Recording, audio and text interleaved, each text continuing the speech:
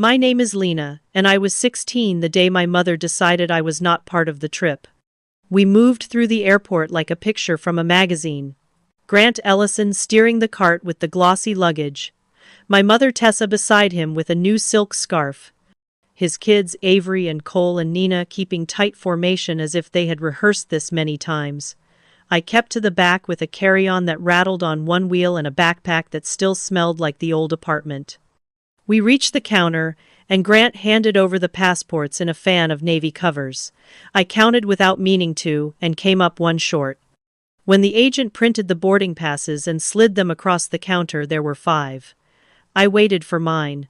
The agent waited for a name that did not appear on her screen. Grant cleared his throat and shifted his attention to the security line.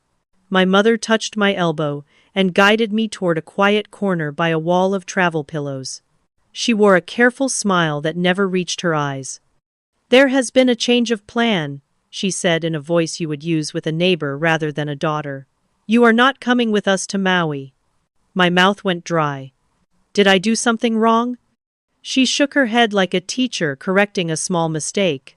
"This is a bonding trip for Grant and the kids. It will be good for everyone if you have a little independence." I told her I am family too. I said it steady at first, then not steady at all. The smile thinned. "Do not raise your voice." She opened her wallet and pressed money into my hand. 180 in mixed bills, warm from her palm, as if that could count as care. "Take a rideshare home. There is frozen lasagna. Mrs. Patel has a spare if the keypad code gives you trouble." "The code changed yesterday," she added, as if she had just remembered a grocery item. My brain tried to catch up. "You gave the neighbor the key, but not me. You are leaving me here."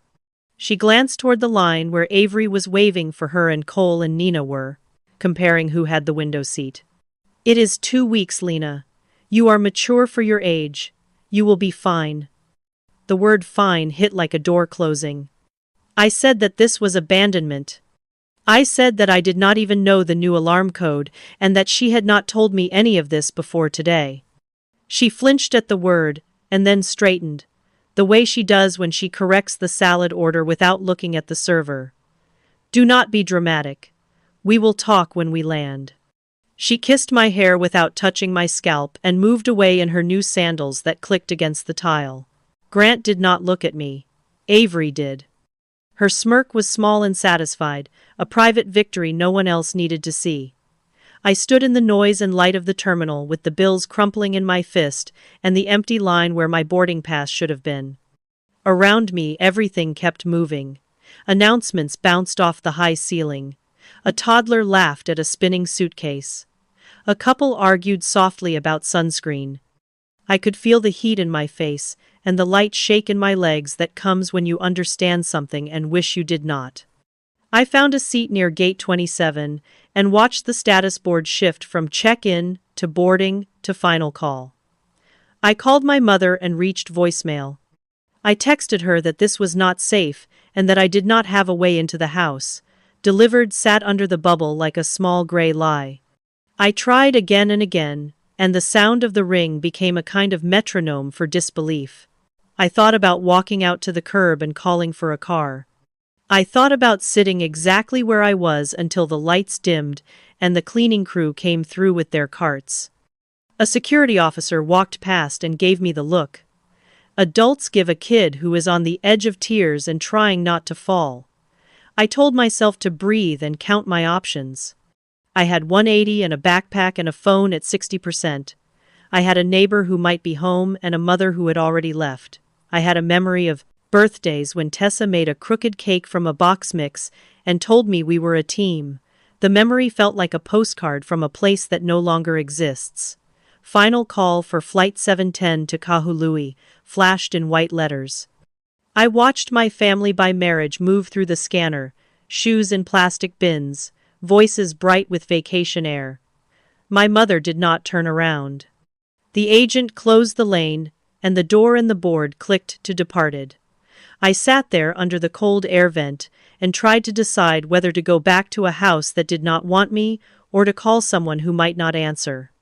The world around me smelled like coffee and warm bread and jet fuel. Mine smelled like fear and something new that felt like the start of a line I would draw and not erase. Before the airport and the suitcase, with one noisy wheel, there was a small apartment above a grocery in East Portland, where the floor creaked in the winter and the heat pipes sang at dawn. My mother Tessa worked early shifts at the diner on Stark and late nights cleaning offices near the river. On Saturdays she would sleep in and my father Michael would show up with paper cups of cocoa and a bag of oranges and a stubborn plan to make pancakes on our two-burner stove. The pancakes were not pretty, but he shaped them like letters, and I would eat the ones that spelled my name first. We took walks to the park where the maple trees dropped helicopters, and he taught me to press the seeds flat and send them spinning.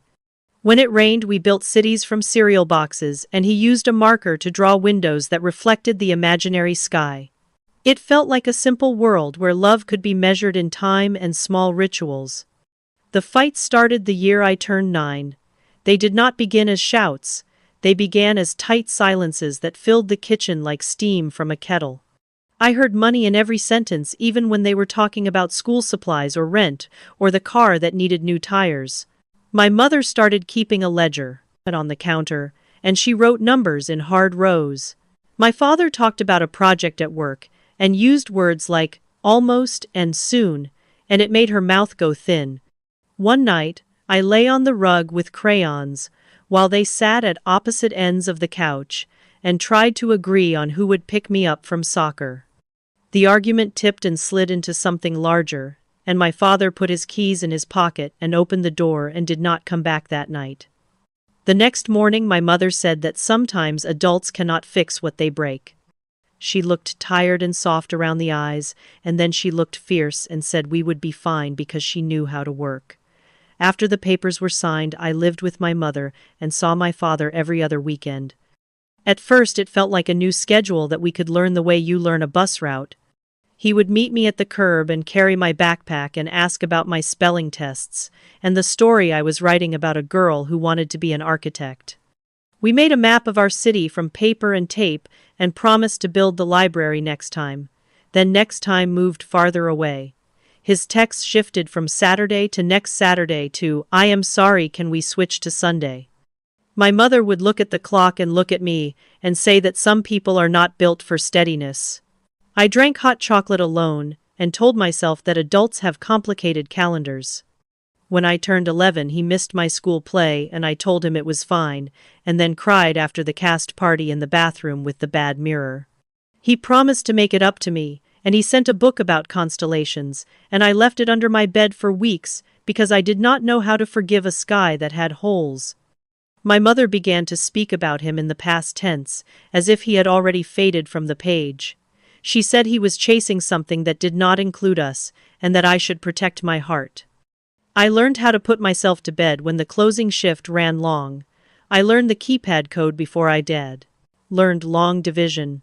Mrs. Patel across the hall kept a spare key for emergencies and gave me bowls of lentil soup when the power flickered. My life narrowed to school and chores, and the hope that next weekend would hold. By 13, the calls were quick and awkward. My father asked about grades and I answered in short sentences because it hurt to say more. He apologized without details, and that made the apologies feel thin. My mother paid bills at the table and told me that child support kept slipping and that we would need to stretch. I worked the snack booth at the Park League to earn a little cash and brought home coins that smelled like cold metal. On my birthday, he sent a long message about being proud of me, and I set the phone face down and watched the ceiling until the words stopped moving in my head. It felt safer to expect less. The last summer before Grant arrived, we were still a team. We clipped coupons and made pasta with jarred sauce and laughed at a crooked television antenna that needed a wooden spoon to stand straight. Then a man in a pressed shirt left a large tip at the diner and asked for my mother by name the next time he came in. She changed her hair and bought a dress and called it a small treat that she had earned. He began to appear in the corners of our life. A black car outside, a box of strawberries on the counter with a ribbon. A dinner where I learned which fork to use and how to smile without joining the conversation. The apartment started to look temporary. Brochures for schools I had never heard of landed in a neat stack on the coffee table. My mother said words like opportunity and stability, and I nodded because I wanted those things too. When we moved into Grant's house, I told myself I could keep the best parts of before and add new ones. I told myself that love could adjust the way a map folds. Then the weekends that once belonged to my father slipped off the calendar entirely. My mother said it was better not to stir old things while we settled. I stopped asking when I realized that asking did not change anything. Grant's house sat on a bluff above the river with glass that caught the sun and a driveway that curved like a question. The first week felt like visiting a museum where you are allowed to touch the exhibits if you use two hands. There was a fridge that made perfect ice, and a pantry with rows of snacks that matched by brand. There was a family calendar mounted on a cork wall, with color-coded entries for tennis, debate, piano, orthodontist, and charity brunch. My name appeared in fine tip marker for school start times and nothing else. The guest towels smelled like eucalyptus and the garage door opened with a low hum that made me think of luxury car commercials. I tried to act like I belonged, while still memorizing which light switches controlled which pools of light. Grant's kids moved through the space like they had grown up inside it. Avery checked the mirror near the door before every exit and practiced her serve in the pavers after dinner, while a coach shouted counts from her phone. Cole kept earbuds in and drifted to the basement media room, where the sound of battle games rose and fell like distant thunder. Nina brought me into her chalk pastel world for about 3 days. She showed me a sketchbook full of horses and let me name a white one with a crooked blaze. Then she stopped looking for me after school. It was not cruel. It was as if gravity had shifted back to its original pattern, and I was not in it. My mother floated on the new attention, like a leaf on a clear pool. She learned the door code and the names of the gardeners, and how to greet the woman at the country club front desk by first name. She dyed her hair 2 shades lighter and started keeping a small case of lip color in the console of Grant's car. She said it was time to stop scraping by. She said I should be grateful we had landed someplace stable. When I asked if we could invite Mrs. Patel for dinner, she smiled at the idea and then said it might be awkward since the drive would be long and the gate can be confusing without instructions. She stopped referring to our old apartment as home and started calling it a chapter. At dinner, I learned a new language made of accolades and logistics. Grant shared updates on Avery's seed in the tournament and Cole's placement in Math League and Nina's progress on a concerto. My mother nodded and added details from group chats I was not in. When I spoke about a book I liked, the conversation shifted to a plan for the charity auction at Bayview Academy. I began to excuse myself early to clear plates, because doing something with my hands made the quiet feel less sharp. Grant thanked me in a way that felt like a manager thanking a polite intern. Later, he showed me a printed code of house rules that covered shoes on the main stairs and food in the den, and the location of the laundry hampers. He handed me a key fob for the front gate and said security protocols mattered. The fob worked only on the pedestrian gate and only in daylight hours. When I asked for the main keypad code, he said he would share it once we completed an orientation with the house manager. The orientation kept moving to next week. I tried small bridges. I offered to quiz Avery on bio, and she said her tutor had a system. I asked Cole about his game, and he said it was complicated and not really for casuals. I told Nina her horse drawings had good motion, and she shrugged and said her art teacher at Bayview said gesture was an instinct you either have or you do not. I joined them on the couch for a movie, and Grant paused the screen to remind me that popcorn was not allowed in the white room. I laughed like it was funny, and carried the bowl to the kitchen, where I stood alone and counted to 10. The first time my mother and I shopped in the neighborhood boutiques, she moved through the racks with a happy hum. She picked up dresses for the auction and weekend wear for the resort trips that lived on the calendar. She paid for tailoring and set pickup reminders on her phone.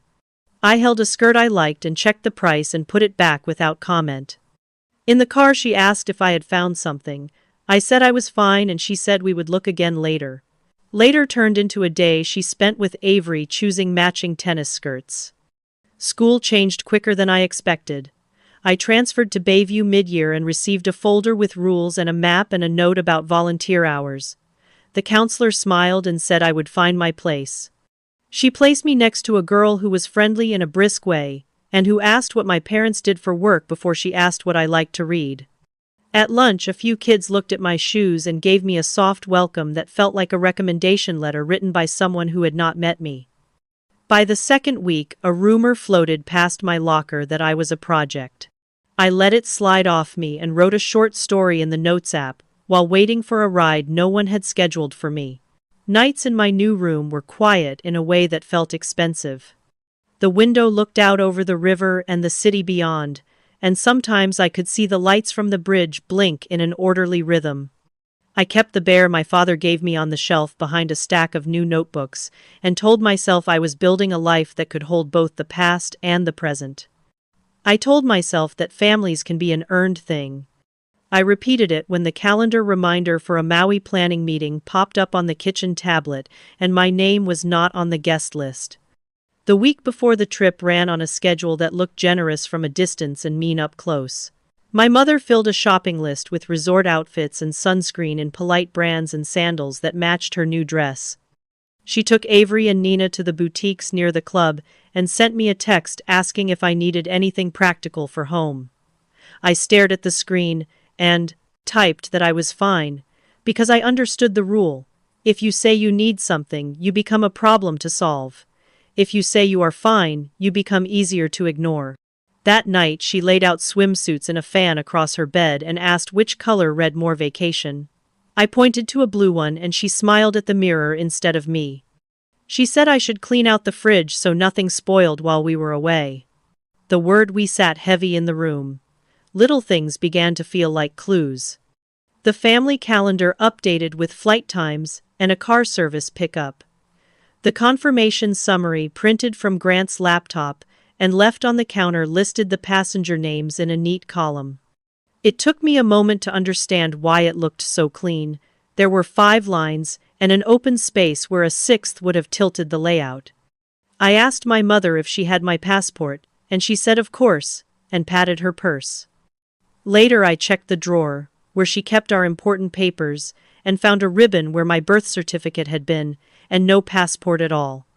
When I asked again, she said she had moved documents into a lockbox for safety. She said it like a kindness. The lockbox lived on a pantry shelf behind labeled bins and a small code pad. I watched Grant punch a sequence one afternoon when the house manager needed a spare garage clicker, and I counted the rhythm in my head. The lid opened on a neat bed of keys and cards. He told the house manager that only adult names would be on the travel manifest for this one, and my stomach did a slow turn. At school, the trip was already a story. Parents who moved in the same circles compared notes in parking lots, and friends of friends mentioned the resort like it was a shared memory. A girl from my English class said she had heard that Bayview families tend to travel in winter because the courts are lighter and tutors can meet online. I nodded and said, it must be nice to have a plan for everything. My own plan was small. I would pack and pretend the delay at the ticket counter was a glitch, and then I would follow my family through the scanner because surely this could not be what it seemed. Hope is a stubborn habit. 2 days before the flight, I walked past the open office door and heard my name in a tone that told me to listen. My mother stood with Grant and the house manager, and they were reviewing lists. The manager asked again about the 6th traveler, and my mother said that had been adjusted. The manager asked about gate codes during the absence, and Grant said he had already changed the main code and would share it after they returned. My mother added that the neighbor had a spare key for emergencies. The words froze me where I stood. Our old neighbor had been Mrs. Patel. The houses here were set far apart behind hedges and drive gates, and I had never seen a Patel name on the mailboxes. The spare key line sounded like a sentence she had used before, and forgotten that the address had changed. That night, I laid out my clothes with a quiet care that felt like a superstition. I rolled shirts and tucked socks into shoes, and tried to make my smaller suitcase look purposeful. I placed my toothbrush in a plastic sleeve and checked that my charger was in the outside pocket. I could have gone to my father's contact card and pressed call just to hear his voice and hang up, but there are moments when a person tests how long they can hold a wait. I went downstairs for water and found Avery in the kitchen eating yogurt while scrolling a thread about the resort. She told me the villas had plunge pools and that the spa had a room where it rained on command. She asked if I had ever had a custom facial. I told her I had never had a facial at all. She laughed in a soft way that said she did not mean harm. She said I would love it someday. I said I hoped so. On the morning of the flight, the house breathed like a production set. Suitcases lined up by the door, a car idling at the curb. My mother touched my arm as if to steady me, and asked if I had my book for the plane. I asked again about my passport, and watched her mouth curve into a patient shape. She said she had it, and that security would be smoother if I stayed calm. We drove to the airport through winter light that made everything look colder. I told myself that a family does not leave one person behind without saying the reason out loud. I told myself that even if they tried, the system at the counter would catch the mistake and fix it. The closer we got, the more the hope in me felt like a fragile thing, looking for a place to land. The agent closed the jetway door, and the board switched to departed, and I sat very still because everything inside me was loud. People rolled past with neck pillows and shiny bags, and it felt like watching a river from the bottom of it. I called my mother again, and listened to the voice that said she could not come to the phone. I texted that I did not have a way into the house and that this was not safe. The message turned gray and waited without an answer. I counted what I had. $180 in mixed bills. A phone that was sliding toward low battery. A key fob that worked only during daylight, and a gate code I did not know. I took a breath and walked to the nearest food court, because sitting still felt like sinking. I bought fries to justify the table and tried not to cry while families split burgers and traded bites of pie. A server with kind eyes asked if I was waiting for someone, and I said yes because the truth felt too sharp to put on a tray. A security officer paused near my table and asked how long I had been there. I told him I was fine, and he told me to keep my bag close and moved on. The words felt like a script everyone knew. I opened my contacts and scrolled past names that made my chest tight. I stopped on Dad. The last time I had heard his voice, he had promised to call next week, and the promise had stretched until it broke. I stared at the number, and told myself I would try 3 rings and hang up if no one answered. The phone rang, and then a voice said, "Hello," and I forgot how to breathe for a second. "Dad," I said, and the word sounded younger than I felt. There was a pause that felt like a hand reaching through water. "Lena," he said, and I heard disbelief and worry, and a kind of relief that shook something loose in me. The story came out of me in pieces: the missing passport, the 5 boarding passes. The money pressed into my hand. The way my mother had not looked back. He did not interrupt except to ask which airport and which concourse, and whether I was safe right now. I told him I was inside the terminal near Gate 27, and that a security officer had checked on me. He said he was booking a seat on the last flight out, and that he would be there as soon as he could. He told me to walk to the customer service desk and let them know my situation and to stay where there were people. He said he was calling ahead, so staff would know my name. His voice was steady in a way that allowed me to borrow steadiness. When we hung up, I felt the kind of tired that comes after a storm. The customer service desk was halfway down the hall under a sign that promised help in small letters. I told the agent that I had been left, and that my father was on his way. She asked a few careful questions and then called a manager who led me to a small room near the counter with a soft chair and a pitcher of water. She brought me a sandwich and said I could charge my phone at the outlet by the cabinet. She told me she would check on me every few minutes, and that if I needed anything, I should knock on the open door. Her tone did not make me feel like a problem. She said she had a son my age, and that airports could swallow a person if they were already feeling small. I texted my father the room number on the door, and he sent a photo of his boarding pass and an estimate of when he would land. I stared at the seat map and Tried to picture him there with a plastic cup and a book he would not read. The minutes slid by in a slow stack. The manager kept her promise and checked in with a calm smile. A crew member who had just come off a delayed flight saw me shiver and came back with a cup of hot tea. A custodian paused and asked if I wanted an extra blanket from the plane and returned with one folded in a square. Every small kindness felt like a stitch that kept me from coming apart. Around midnight, the announcements changed their tone, and the concourse grew quiet and bright at the same time. My phone buzzed with a message that said landed. My chest tightened and I stood too fast. The manager walked me to the main corridor and pointed toward the doors where arriving passengers spill out with tired smiles and loose hair. I could feel every beat of my heart as the line grew and shifted and then held. For a second I thought I would not recognize him after so many years. Then I saw a man scan the crowd with a look I knew from old pictures. He saw me at the same moment, and his face went from worried to open. He moved toward me, and I did not know whether to run or stand my ground. I did both in a way that looked like a step and a breath at the same time. He reached me first with his eyes, and then with his arms. For a heartbeat I stood very still. Then the part of me that had been bracing all day let go and I stepped into him. He smelled like rain from the jetway and winter air. He kept one hand on my shoulder and looked me over the way parents do when they are counting for injuries. I said I was all right, and he nodded but did not move his hand. The customer service manager introduced herself and guided us back to the small room near the desk. She had already started an incident file.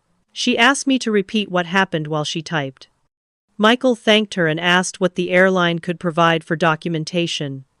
She explained in careful terms that camera footage and manifest details require a court request, but that she could attach staff statements to the file and share the case number. She printed a page with the number, her name, and a short summary of the scene at the counter. Another agent who had witnessed the exchange added a sentence that said the group presented 5 passports and departed together while one minor remained behind. The words looked plain and heavy. Michael took a photo of the page and tucked the copy into a folder he had carried off the plane. He did not speak against my mother. He asked only if I felt safe and if I needed a doctor. I said I needed water and to leave this bright place. The manager brought a sealed bottle and wished me good rest. She said if anyone had questions tomorrow, they could call her office. We stepped into the concourse and the lights looked softer than they had an hour before. The baggage carousels had stopped. A janitor swept a long path and smiled at us without surprise. Outside the doors, the air felt clean and cold. Michael had a small rental car waiting. He opened the passenger door and asked if I wanted music or quiet. I said quiet. We drove past the long line of sleeping cabs and the shuttered coffee stand and out onto the road where the city lights fell back behind us. He had booked a room at a hotel near the river since his flight home would be in the morning. The lobby was warm and smelled like oranges. He checked in while I sat on a chair with a plant behind it and watched the night staff stack clean mugs. In the room, he set the folder on the desk and turned on a lamp with a low shade. He asked if I felt strong enough to see some things or if it should wait until morning. I asked to see them now because I did not want the questions to sit on my chest while I tried to sleep.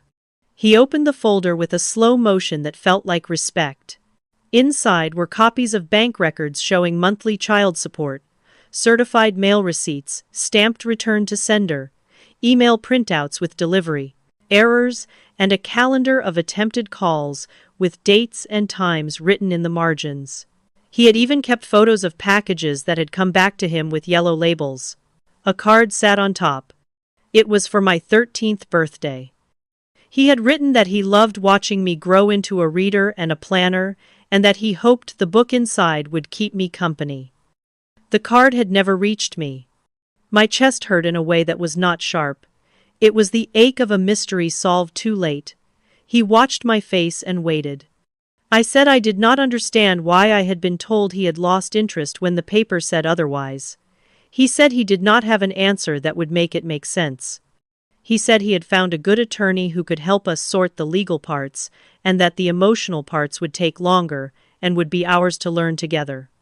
He texted the attorney to let her know I was safe. Her name was Carmen Ruiz. She replied that she would call in the morning to start paperwork for temporary custody and to preserve the airline evidence.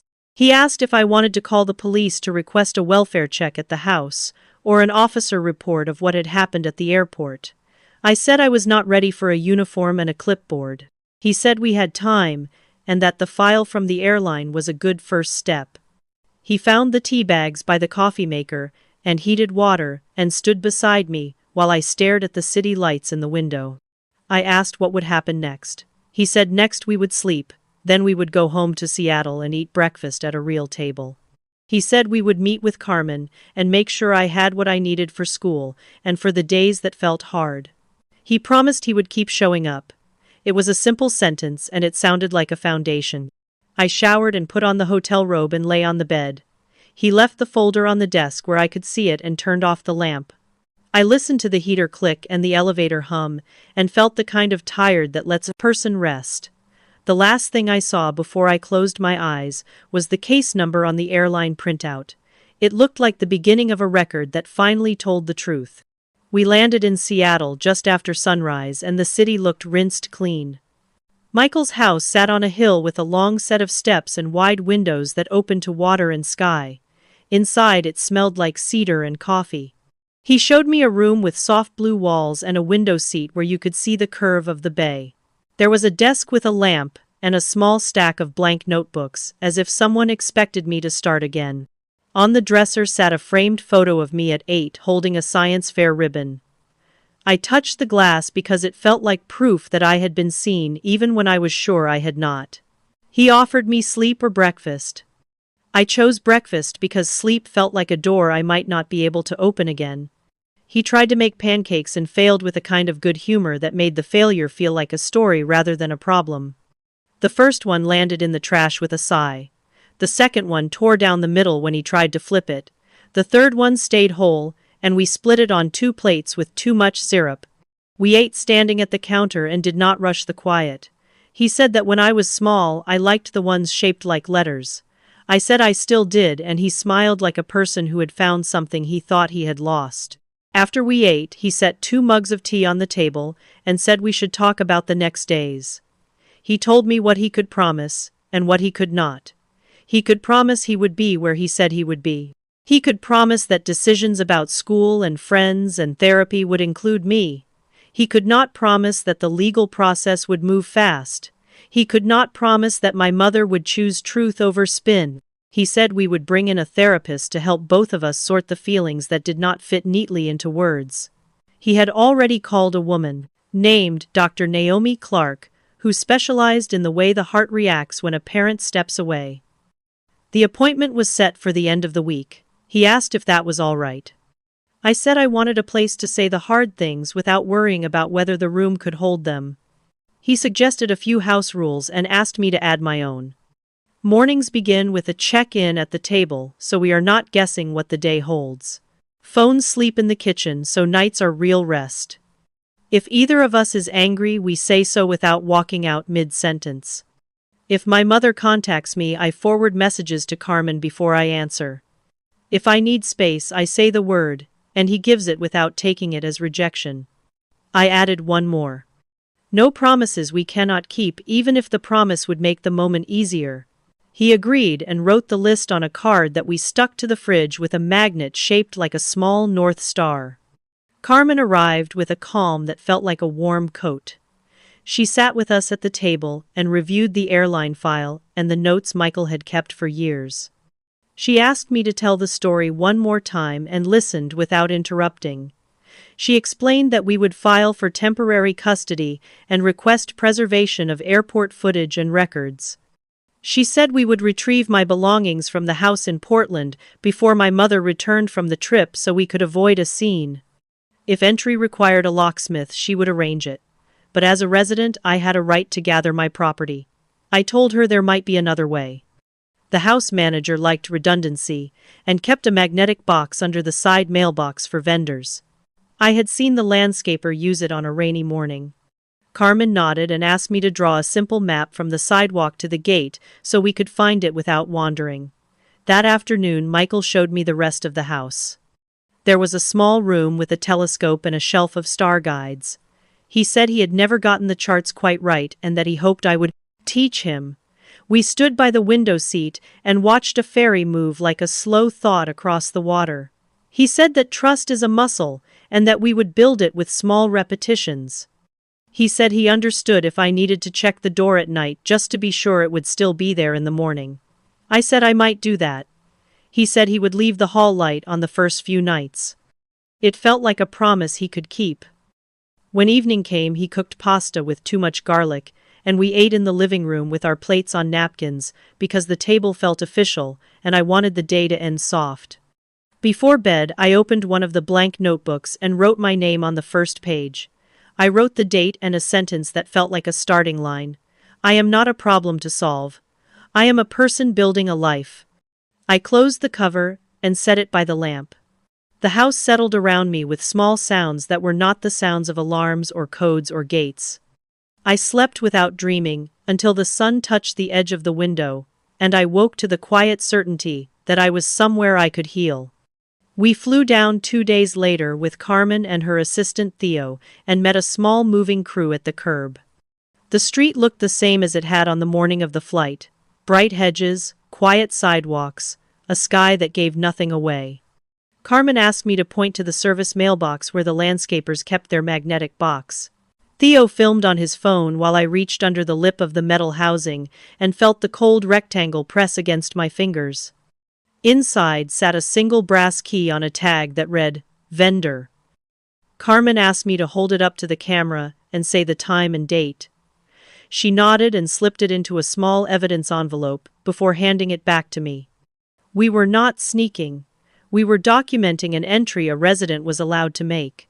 The gate clicked and the sound felt louder than it should.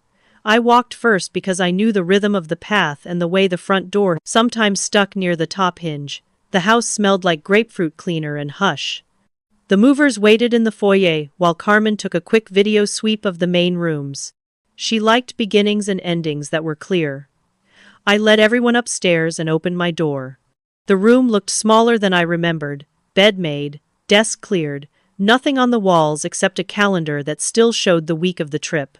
Grant had always liked a neat line. Michael stood in the doorway and took in the thin comforter and the lamp with the chipped shade.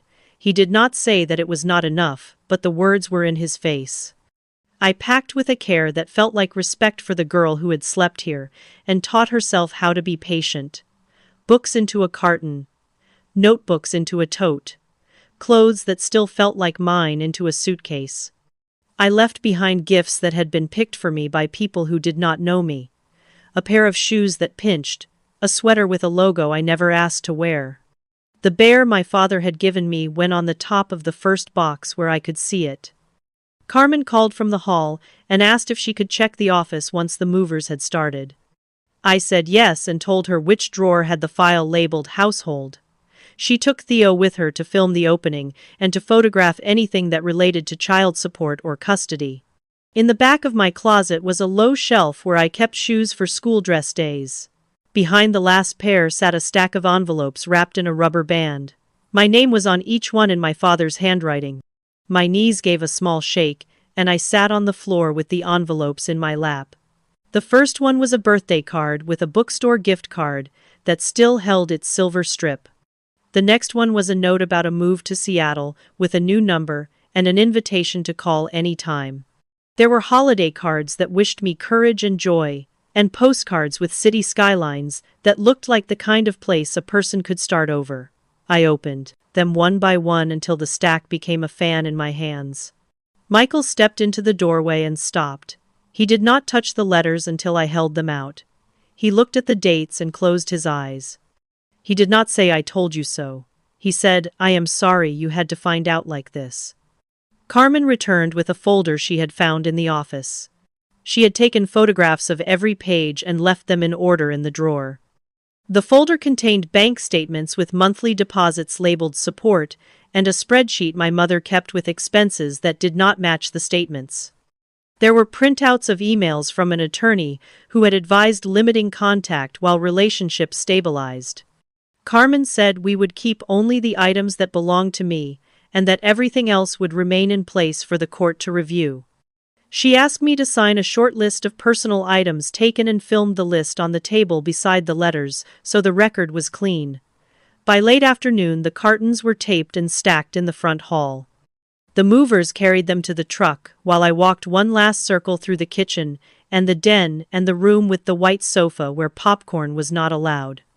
On the counter sat a row of labeled bins, pasta, cereal, snacks.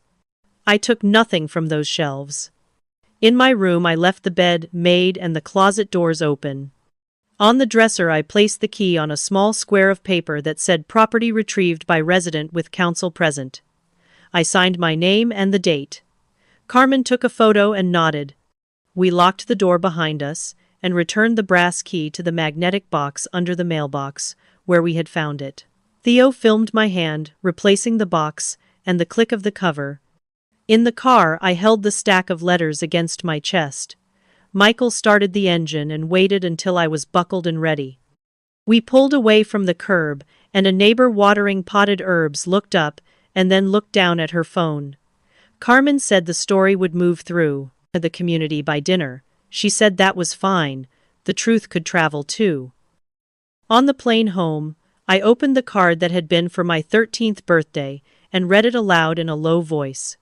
Michael listened with his hands folded and his eyes on me. The gift card was still valid according to the number on the back. He smiled and said we would stop at the bookstore when we landed. I slipped the card into my pocket like a small promise delivered late and still good. Bayview Academy turned the gym into a ballroom with strings of lights and long tables set with flowers that matched the school colors. A student jazz trio warmed up by the stage while parents compared notes about summer plans. Michael stood beside me near the silent auction tables and greeted people who recognized him from the sponsor board. Carmen stayed close with a slim folder in her hand. She had sent a packet to the head of school that morning containing the airline case number, staff statements, and a letter explaining why we were asking for a short correction if anyone used the microphone to misstate my situation. We were not there to make a scene. We were there to end one. Tessa arrived with Grant as if the night had been made for them. She wore a dress that moved like water and greeted the planning committee with practiced warmth. Avery drifted in their wake, head high and phone in hand. I felt my shoulders climb and made them fall again. Michael touched my elbow and asked if I wanted to step outside. I told him I could stay. Carmen watched the room the way a lighthouse watches a channel. She had a talent for seeing where a current might pull.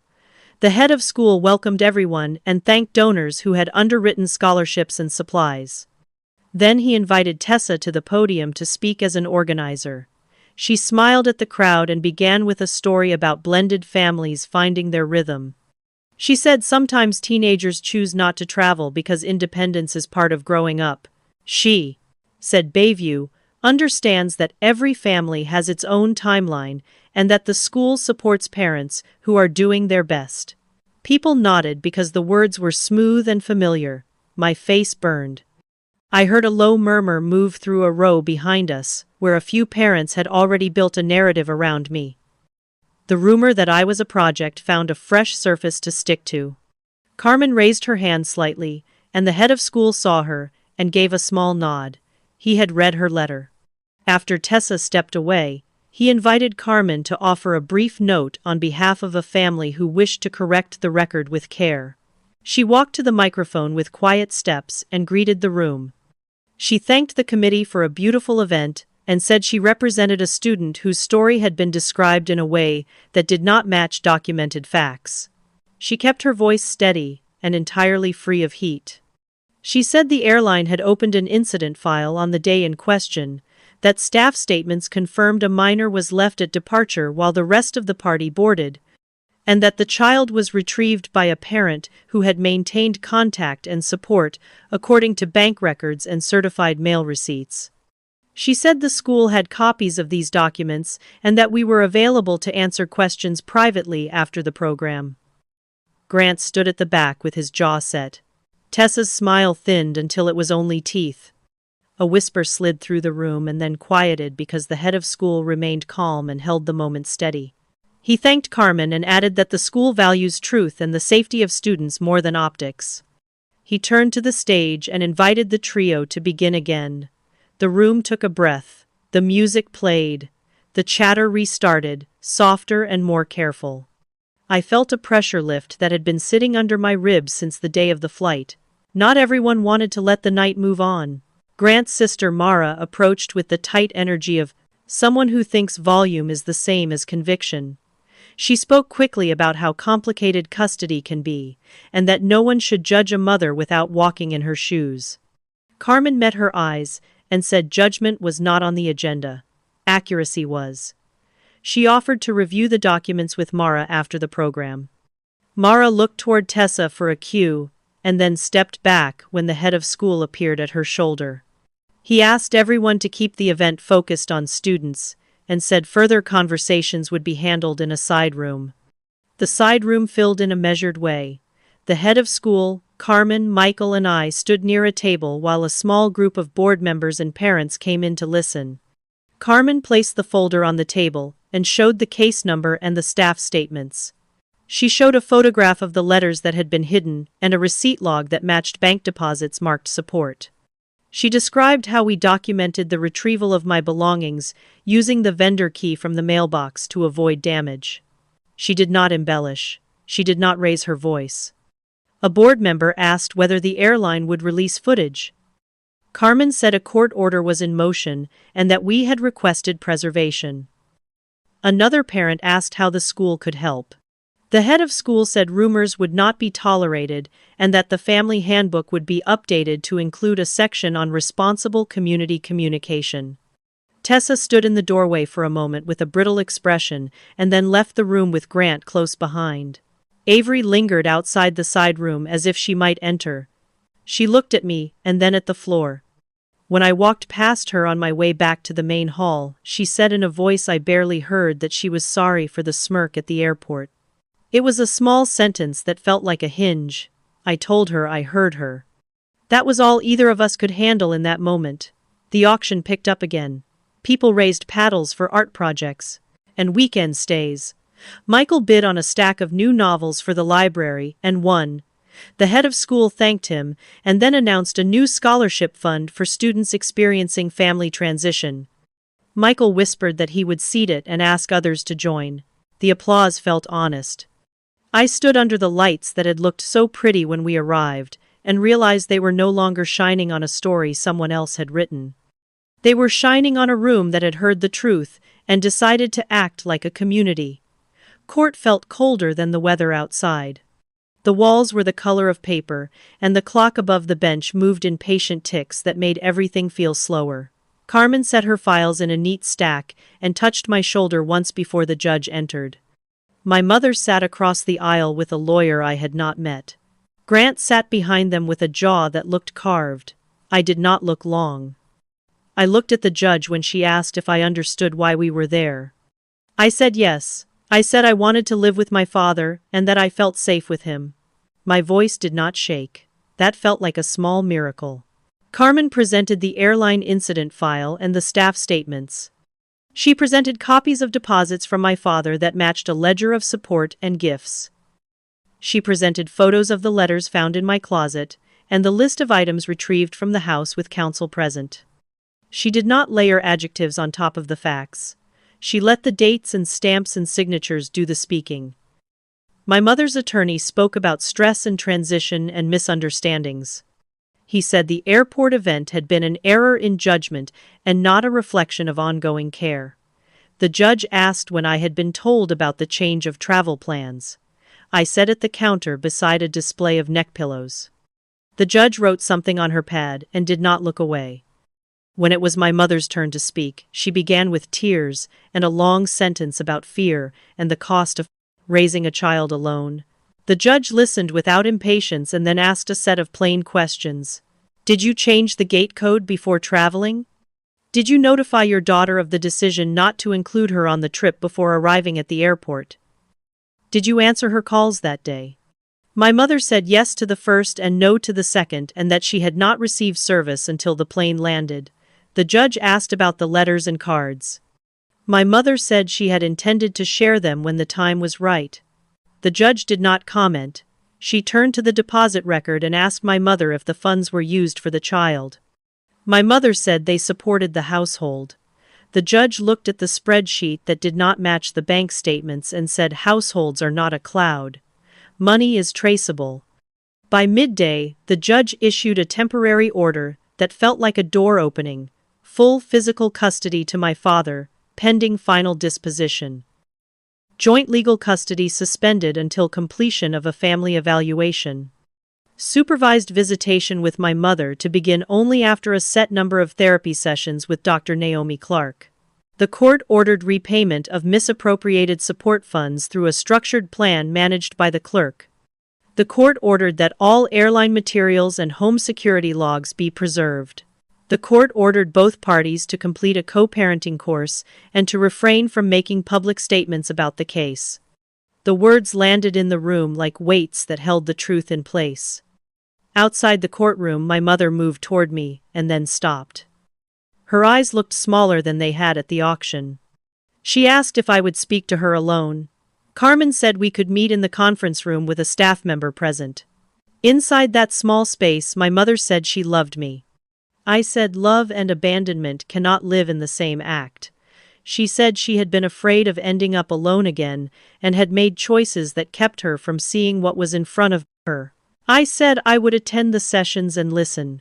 I said I would not move back. She nodded as if the word had landed and would not shift. The community did not wait for the final order to adjust its posture. The head of school sent a bulletin that reminded families to center student well-being over gossip. The auction committee posted a thank you that included a line about truth being a form of care. The neighbor who had watched us load boxes left a container of cookies on Michael's porch with a note that said, "Welcome home." Grant tried to contact me once through a social account, and Carmen forwarded it to the clerk. The message became another entry in a file with numbers on the tab. We went to the bookstore with the gift card from the 13th birthday envelope. The card still worked. I chose a field guide to Northwest Skies and a novel about a girl who builds a bridge. At the register, the clerk said the balance covered both and handed me a receipt that felt like a small proof that time can be repaired in pieces. That night, Michael and I sat on the deck under a sky that looked new and also familiar. He asked how I felt. I said relieved and tired and ready to sleep without checking the door. He said that sounded like a good plan. I set the field guide on the table and opened to the winter constellations. For the first time in a long time, I believed the map could be learned and used. January in Seattle brought clear mornings that smelled like salt and cedar. Michael enrolled me at Harbor Ridge Prep, a small school on the hill where the halls were quiet and the library windows faced the water. On my first day, the counselor handed me a schedule and smiled in a way that did not expect anything from me.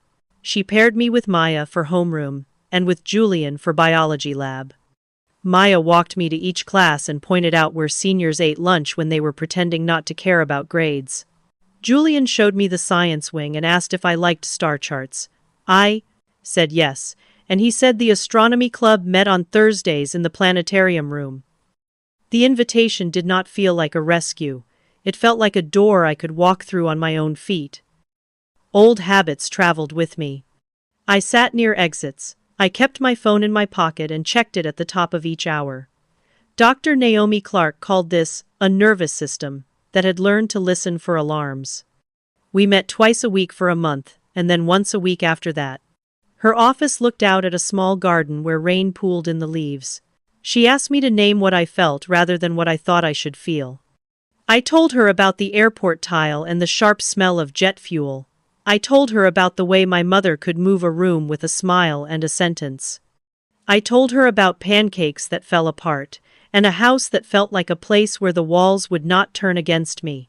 She said grief and relief can live in the same body, and that none of it made me disloyal. She gave me exercises for nights when sleep felt thin. I tried them, and found the one that worked best was the one where I listed things that stayed the same no matter what anyone said. The tide comes in. Tea tastes warm, paper holds ink, My name is mine. Supervised visits with my mother began at a family center with chairs that wiped clean and a fish tank that calmed the small children who darted down the hall. Carmen sat in the building, and Michael waited in the car with a book. My mother arrived with careful hair and a voice that reached for levity. The first visit was a shape that neither of us understood. She asked about school, and then turned the questions into compliments about my resilience. I told her Harbor Ridge felt steady, and that I liked astronomy club. She said I had always liked to look up.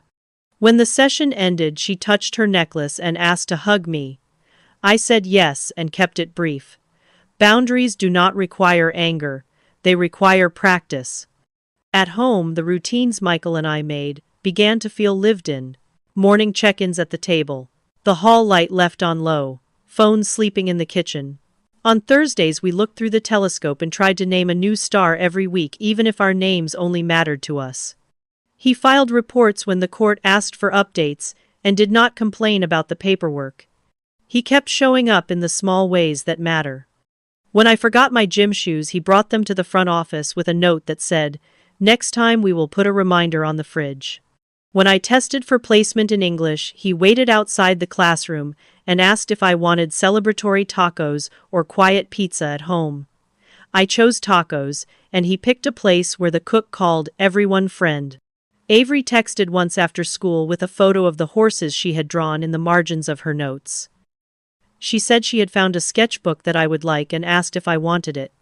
I said yes, and gave Carmen the address for delivery through the center, so no one had to stand on a porch. Cole sent a short message through a school account that said he had deleted a post about me and that he was sorry. Nina asked Carmen if she could send me a link to an art contest because the prompt was a sky theme and she thought of me. Small repairs arrived like postcards from a familiar city that no longer held me. In March, Harbor Ridge held a service day at a community center that helps kids whose parents are in custody disputes. I signed up for the reading room and sorted shelves with Maya, while little kids climbed on cushions and laughed at picture books. A woman from the nonprofit asked if anyone wanted to volunteer weekly. I heard myself say yes. Later, Michael said he would drive me and pick me up, and that this was exactly the kind of choice that builds a life.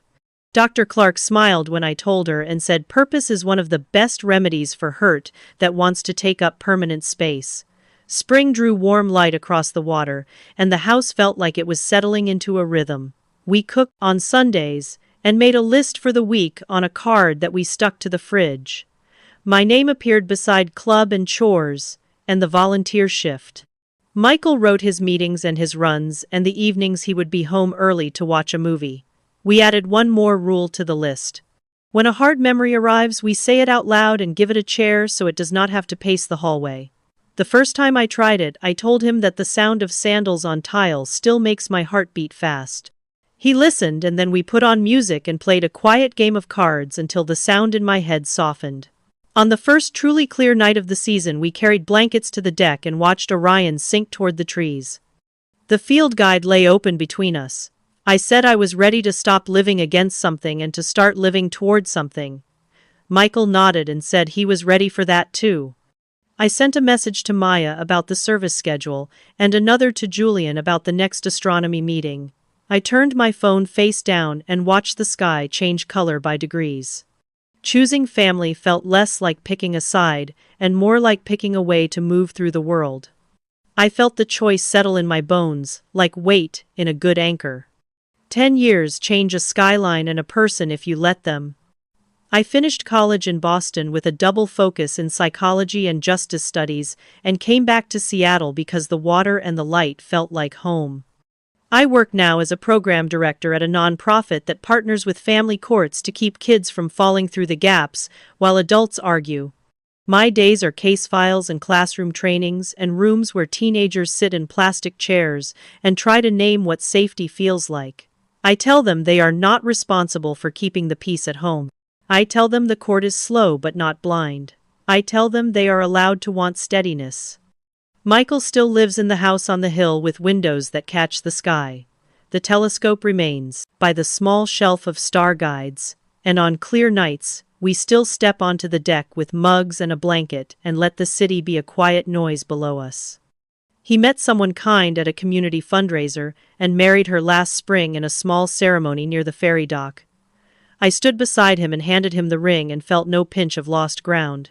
Gain is not a pie. We kept the morning check-in habit in a looser way. We text our plan for the day and add one sentence about something good. He often writes that the coffee turned out right. I often write that a client smiled when they walked out of a hard meeting. Small measures of joy count. The court orders from my case turned into a routine. The repayment plan ran its course on time.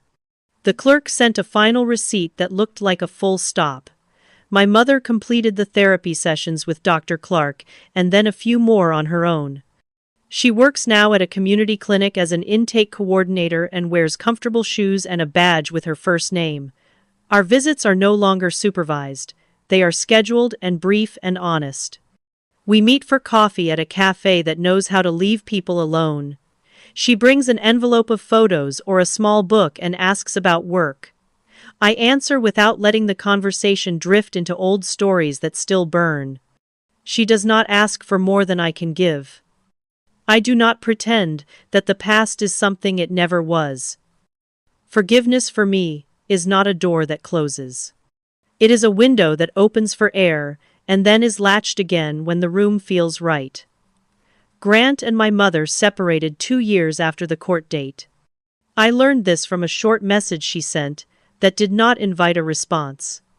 Avery is a tennis coach now at a public park, where the courts crack a little and the kids bring borrowed rackets. She sent a photo of a group lesson with a caption that said, "The wind on the river makes everyone work harder." Cole studies computer science, and once asked if he could interview me for a project about digital safety for minors during custody transitions. I said yes, and we kept it about the work. Nina sent a watercolor of a horse in motion that she said she painted after her first gallery showing. I framed it and hung it in my office near the door where kids can see a thing that is beautiful and strong. Bayview Academy built a scholarship with Michael's first donation and many that followed.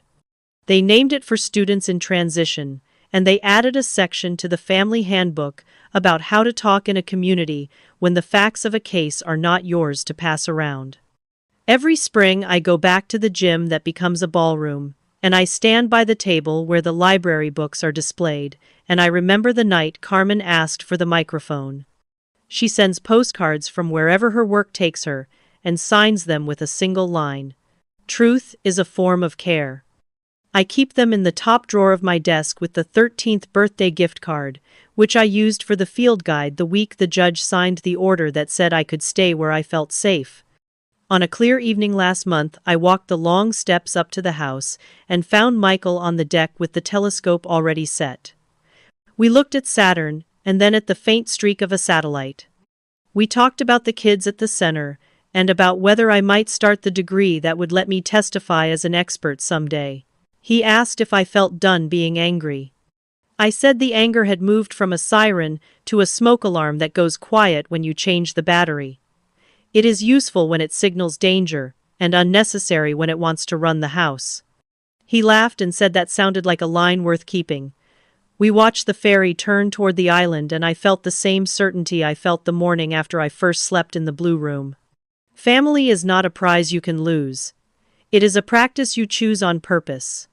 I chose it, and I keep choosing it.